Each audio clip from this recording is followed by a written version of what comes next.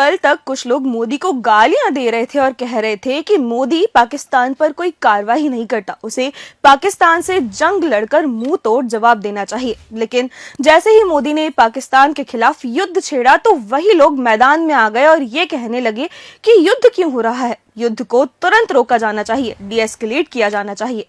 लेकिन जैसे ही आज दोनों देशों के बीच सीज फायर हुआ तो वही लोग फिर से आए और कहने लगे कि इंदिरा गांधी होना तो आसान बात नहीं है, मोदी में दम नहीं है क्योंकि उन्हें युद्ध विराम रास नहीं आया। फिर ये लोग कहानियां गढ़ने लगे कि इंदिरा गांधी होना आसान नहीं, उन्होंने अमेरिका की आंख में आंख डालकर पाकिस्तान के दो टुकड़े कर रख दिए। अब जरा आपको बताते हैं कि आयरन लेडी कहलाई जाने वाली इंदिरा गांधी वाले युद्ध में भारत को कितना नुकसान हुआ और उस युद्ध की सच्चाई क्या है। पहले पॉइंट में समझते हैं 1971 के युद्ध को, जिसमें इंदिरा गांधी के नेतृत्व में भारत ने पूर्वी पाकिस्तान यानी आज के बांग्लादेश को समर्थन दिया और उसे पाकिस्तान से अलग कर दिया।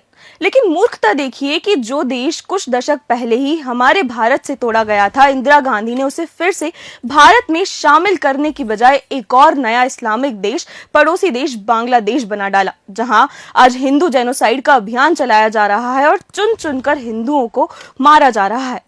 अब दूसरे पॉइंट पर आए तो इंदिरा गांधी ने पाकिस्तान के 93,000 सैनिकों को बंदी बना लिया था, उन्हें महीनों तक अच्छा खाना खिलाया, बिरयानी तक परोसी गई और उनके भारत में रहने की पूरी व्यवस्था भी की गई।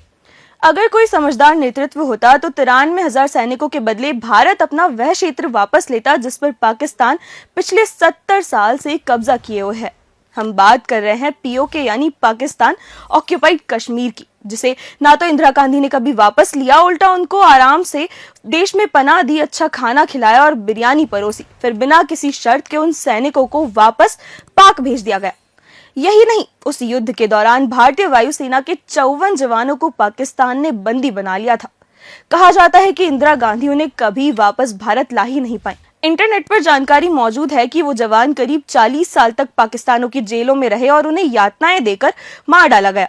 तो ना तो इंदिरा गांधी ने उन 54 जवानों को छुड़वाया, ना पीओके को वापस लिया, बल्कि भारत के बगल में एक नया इस्लामिक देश खड़ा कर डाला, जहां आज सारे हिंदुओं को मारकर या भगाकर साफ किया जा रहा है।